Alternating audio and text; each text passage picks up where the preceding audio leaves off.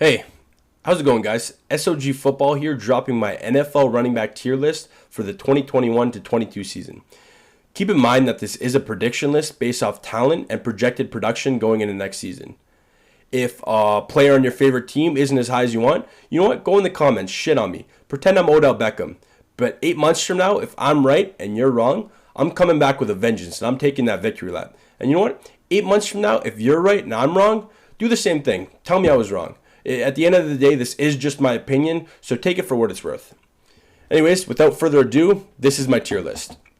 So first up, probably going to be a controversial opinion. I'm going to put Aaron Jones tier 2. He would probably be the next up on my tier 1, but I am a little worried with Corey Linsley leaving to the Chargers, and I'm also a little worried with the question mark behind Aaron Rodgers going into next season. And pretty much his second in command, A.J. Dillon, I think had a great rookie season. I think it's only a matter of time before this guy is a lead dog for a team in the NFL. I think he's going to take a lot of those short yardage scenarios, and Aaron Jones will take more of a pass catching role. Jamal Williams left to the Detroit Lions, so that does open up. But Aaron Jones, I don't think, is a guy that takes on every down of every series. Alexander Madison, without Dalvin Cook going down in injury, he's not really going to have production. I actually believe him as a talent. Another guy I could see being a lead back one day, but not yet. They love Dalvin Cook, and rightfully so. He's the guy, so Madison's pretty much a product of being his second fiddle. Alvin Kamara, he now is put in a different situation. Drew Brees targeted the running back more than any quarterback in the NFL. Jameis Winston's not that guy. You're not that guy, pal. Trust me. You're not that guy. Okay. He's a guy who targets downfield more, which could open up more in the offense. But I'm really betting on the talent of Alvin Kamara with this tier 1 ranking. I'm buying into that. Antonio Gibson, I'm actually pretty high on Antonio Gibson. I could really put him tier 2 as well. The Washington, I almost said the word. The Washington football team, they love Antonio Gibson. He made the transition from college receiver to NFL running back seamlessly. I think he's a very talented guy. J.D. McKissic could have some of that pass catching work, but they're going to ride him this year. Austin Ekeler, phenomenal pass catcher, but another guy I don't think can handle the full workload. I believe him as a talent, but he's going to pretty much have a running back by committee approach with the Chargers. That offense is great. They also have Justin Jackson and Joshua Kelly, who I see taking some of that workload. Benny Snell, just another guy. Benny Snell was given the opportunity last year with James Conner being injured, but he really just didn't do much with it. They drafted Najee Harris to give him all the workload in the world, and that's what's going to happen. Benny Snell might not even have that much of a role if Najee Harris goes down, because Anthony McFarland could have a bounce back year as well. Boston Scott, pretty much into obscurity now. When he runs, he's shot of a cannon, but he's pretty much a midget, like 5'6". I'm even taller than that. Boston Scott, great running back, but he's going to be behind Miles Sanders and maybe even Kenneth Gainwell or Kerryon Johnson. Cam Akers, I love Cam Akers this season. I think bringing in Matthew Stafford to this offense opens up a lot. I love the Rams this year. I think they're going to ride the rushing attack, and Cam Akers is going to be that lead dog. Carlos Hyde, tier 6. He's the third running back for the Jags, and pretty much just another guy now. He's a Jag. He will pretty much only get a chance if James Robinson or Travis Etienne goes down, and even if they do, he's really not much of an impact maker. Chase Edmonds, I love Chase Edmonds this year. I think he's going to have the best year of his career. Kenyon Drake's now on the Raiders, and they brought in James Conner, but James Conner's not really a pass-catching guy. Chase Edmonds is going to get all the pass-catching work, and he's got the opportunity in that read option with Kyler Murray opening up so much. Chris Carson, tier 3. I love Chris Carson as a talent, but you're going to hear this a lot in this video. He just can't stay healthy. He will never finish a full season, it seems like. Even though he's in a dream scenario with the Seahawks and with Russell Wilson at the helm, I just can't buy into him until he can prove he can not get injured. Christian McCaffrey, tier 1. I don't know why people after one season will say that Christian McCaffrey is injury prone. It was just an injury-plagued season. He played 3 straight seasons with full 16 games and had one of the best running back seasons ever 2 seasons ago. I believe that the Panthers love giving him touches, and they're going to continue to give him touches, and I don't consider them a playoff contender, meaning that he's going to get a lot of catches. Wouldn't be shocked if he breaks his catch record. Clyde Edwards-Helaire, tier 3. Another guy I could see going up to tier 2. The Chiefs made massive improvements to their offensive line. Clyde Edwards-Helaire had a very inconsistent rookie season, but we saw the flashes. I believe that in his sophomore year, he's going to be a much more refined running back, considering the full offseason. And I'm even considering putting him tier 2. Dalvin Cook, while I may seem contradictory putting him tier 1, even though he hasn't finished the season, he will miss a couple games, and in the games he's in, he's just lights out. I think he can do it all at running back, and the Vikings love feeding him the ball. Dalvin Cook's great. Damon Harris, again, broken record, just can't stay healthy. He's the best, most talented running back in the Patriots, and the Patriots brought in those 2 tight ends, Hunter Henry and Jonnu Smith, to run the ball heavily. They're going to have 2 tight end sets most of the time, and they're going to run the ball. They're bringing it back to the 60s, and he's pretty much the lead guy until he gets injured, which is pretty likely. Deandre Swift, I love the talent. I don't really like the situation. While the Lions do have a pretty good offensive line, I just don't buy into Jared Goff, especially moving to a new team. I think Sean McVay really masked his woes as a quarterback. He can't read defenses, and he's going to face a lot of stacked boxes for DeAndre Swift. I believe in him as a talent. If you're in a dynasty league, invest into him. But this year, I think he's a tier 3 guy, which is nothing to be mad about. Unless you're a Lions fan, you could be mad at me. Darrell Henderson, tier 5. I do think the Rams are going to give him his fair share. I could see him getting around 30%. Maybe that's a little generous. He's a pretty solid guy, but again, Cam Akers is the lead guy to me. David Johnson, tier 4. It's an extremely crowded backfield for the Texans now. They have Phillip Lindsey and Mark Ingram, who they both added, but they're just paying David Johnson up the ass right now. They're going to have to give him the ball, and he is a pretty damn good pass catcher, so I don't think he's completely washed, but he's going to have an okay season. David Montgomery, tier 3. If this was based off last season, he'd be tier 2. Maybe even, he'd be tier 2. I just think that might possibly be his best season as a pro. With Tariq Cohen coming back, he's going to take in some of that pass catching work. And I don't think David Montgomery's terrible, but I just think he's a tier 3 guy. Derrick Henry, this guy's a beast of a man. How could you bet against Derrick Henry?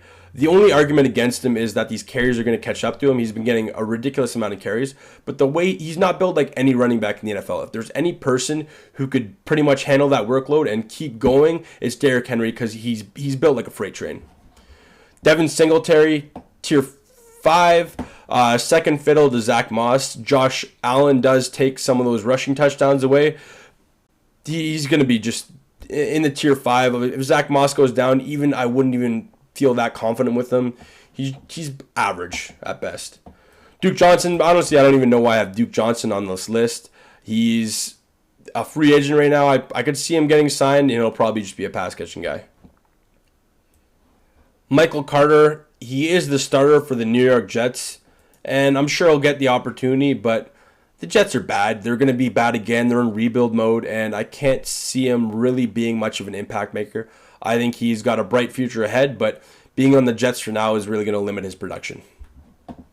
Ezekiel Elliott, maybe another controversial take. I don't know why people went from pretty much widely regarding him as an elite running back to hating on him so much this year. Sure, the fumbles this year are inexcusable, but I still believe in Zeke as a talent. I think the offensive line for the Cowboys was in shambles last season. They didn't have Dak, and it really affected his production. I do believe Zeke will have a bounce-back year this year. Giovanni Bernard, now on the Tampa Bay Buccaneers. The problem with him is he can really only be a pass-catching guy. I like Leonard Fournette, and I like Ronald Jones, so he's just going to be a guy that comes in on third downs. Gus Edwards, I like Gus Edwards too, but I think J.K. Dobbins is going to be the lead guy. People might hate this ranking. I mean, Gus Edwards has been pretty productive, but he's clearly not the most talented guy in this backfield.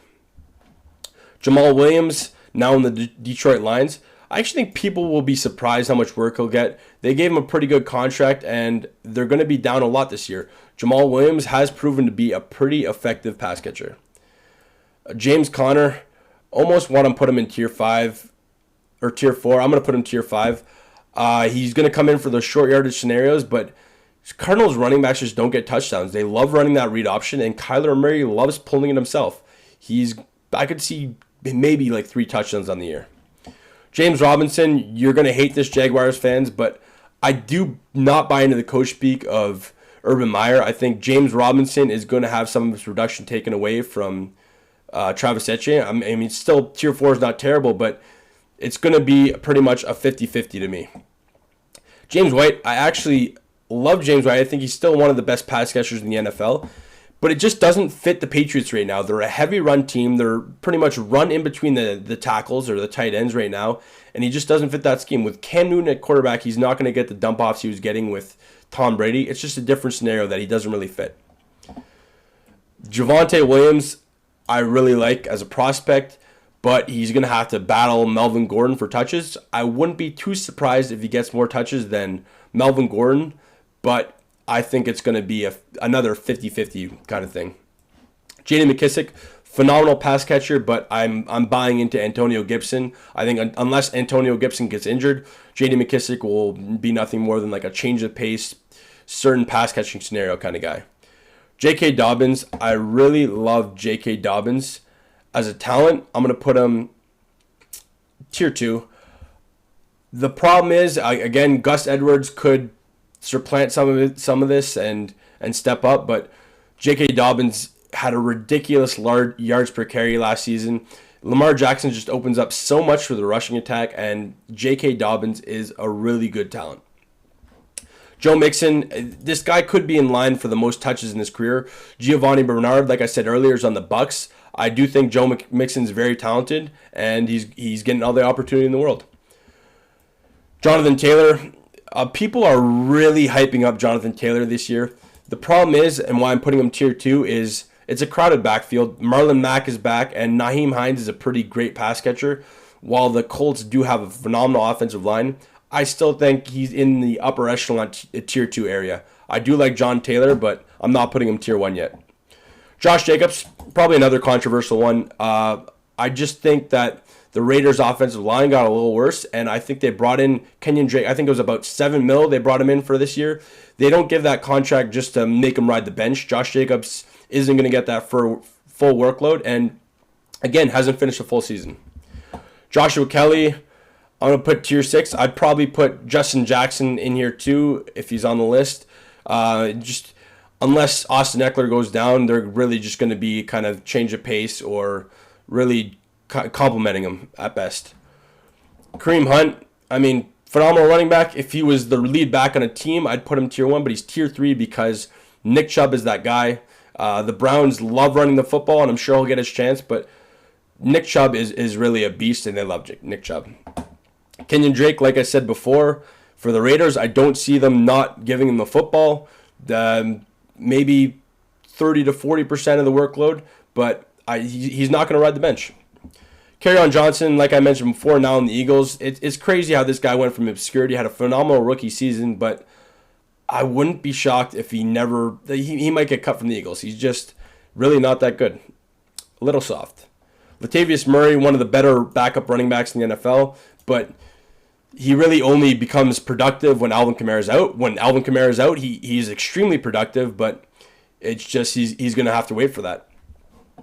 Leonard Fournette, people are going to hate this, but he's just it's a crowded backfield. He was a playoff hero for the Bucs last season, but unless he's that lead guy, it's hard to really bet on him. I think the Bucs are going to rush the football a lot, but he's going to have to compete with Ronald Jones and Giovanni Bernard for touches. Le'Veon Bell, another hilarious situation. It's crazy how quickly they go to obscurity. The guy probably talked his way out of ever playing in the NFL again. I wouldn't be shocked if he never plays another snap. Marlon Mack, like I mentioned before, crowded backfield. John Taylor's going to be that guy, and I think Nyheim Hines gets even more touches than him. Back-to-back 1,000-yard seasons, but it's just a different scenario now. Melvin Gordon, I'd put him in the same category as the rookie, Javonte Williams. I think Melvin Gordon's solid, but it's going to be about a 50-50 work share. Mike Davis, this is crazy. It just never a proven guy. Now he's, I think, 28 years old, doesn't have a lot of tread in the tires, and he's going to be given the lead dog role for the Falcons. The Falcons are one of the pass-heaviest team in the NFL, and I actually do think it kind of plays in his favor. He's a great pass catcher, and he's going to get all the workload for the Falcons. Miles Sanders, I think Miles Sanders is one of the most exciting players in the NFL to watch. He has some of the most exciting plays, but just has been very inconsistent. Jalen Hurts is a runner. I think that his running threat will open up a lot for Miles Sanders as a rusher. And if he stays healthy, I think he's a tier 2 running back, potentially tier 1. Myles Gaskin, he's going to be the lead dog for the Dolphins. People are calling out Tua, but the Dolphins have a really good defense, and they're going to ride that rushing attack. Myles Gaskin's the lead dog, and he's going to get that production. Najee Harris, tier 2. Like I said before, the Steelers love that one running back that could give the full workload to. Najee Harris is that guy. He's a beast of a man, and they brought him in because Mike Tomlin loves that bruiser running back. He's going to be giving it. Nick Chubb, like I said before, last year people were a little off on Nick Chubb because they thought it would be like a 50-50 with Kareem Hunt, but that's clearly not the case. He's the better running back, and when he got back from injury last season, he pretty much scored a touchdown every game. He's a beast, and this Browns defense allows them to rush the football heavy. Nyheim Hines, tier 5. Again, I think better than Marlon Mack. I think Nyheim Hines is one of the most underrated running backs in the NFL, but just doesn't have that size to be a lead dog. Phillip Lindsey, like I mentioned before, now with the Texans, it's tough. Tier 4, tier 5. Again, David Johnson's going to be that guy. I'm going to put him tier 4. I wouldn't be shocked at all if he gets like 40 to David Johnson 60. I don't really see Mark Ingram as much of a difference maker. Raheem Mostert, I'm going to put tier 3. I was debating putting him tier 4. I actually think he's super talented. I love seeing his speed. But the problem is, it's the Kyle Shanahan system. Pretty much any running back that they put out there is going to produce. And Raheem Mostert, like I said before, to many of these running backs, just can't stay healthy. I can see Trey Sermon having a more productive year if Raheem Mostert can't get injured. And there's guys like Jeff Wilson, too, who just step in and have 3 touchdown games. Rashad Penny, I'm going to put tier 5. Just never has been healthy, but he's an ex-first-round running back. I love the scenario with the Seahawks. He was out all last season, so you assume he's healthy now. Again, Chris Carson gets injured, so he could see himself as the starting running back at some point this year. Ronald Jones, I'm going to put in the same category as Leonard Fournette. Again, it's just tough betting on either of them because it's a crowded backfield. I do say that I would lean Leonard Fournette over Ronald Jones because he's more of a dual threat guy. But Ronald Jones, we've seen the 90-plus runs. He's a great running back, and that's why he's in the same tier. Salvin Ahmed, again, I think Myles Gaskin's is the lead dog. I think Salvin Ahmed proved he can do work, but they're going to ride Myles Gaskin more. Next up, Saquon Barkley. I'm going to put tier 1. I actually think he produces like a top 5. I actually have him as a top 3 running back. I think when he's healthy, he's arguably the most talented running back in the NFL. We saw when he was down, Wade Gallman was producing. I mean, they improved the offense this year. I just can't imagine Saquon Barkley doesn't have a lights out year. I really believe in him, and he's going to come back strong.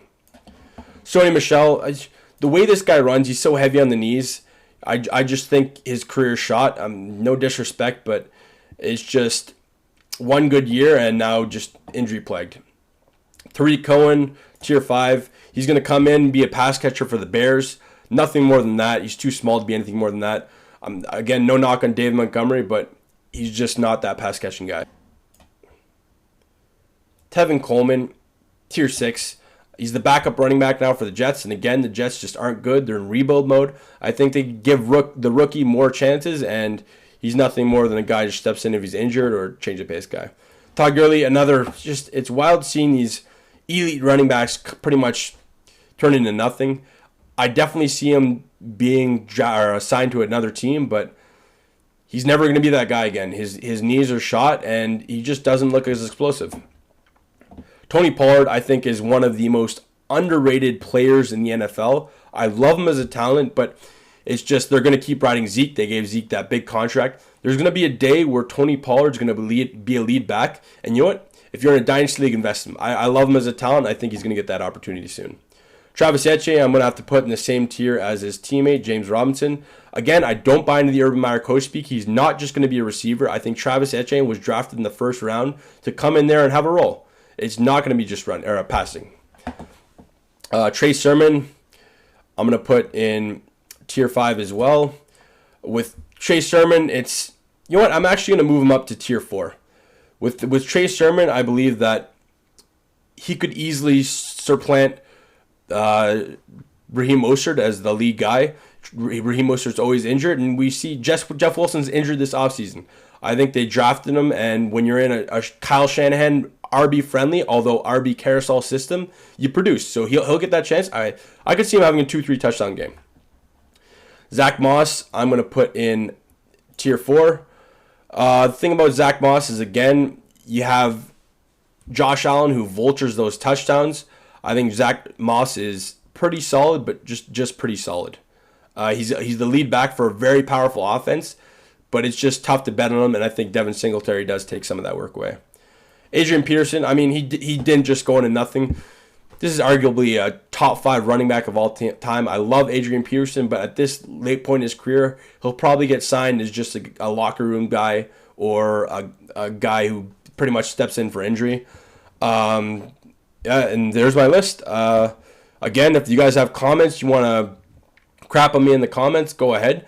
This is just my opinion and based off what I think they're going to produce and their talent next year. Hoping this video could get 500 likes, so smash that like button if you enjoyed. And I appreciate you watching this video. If you made the video this long, I really appreciate your support. Have a good day, guys.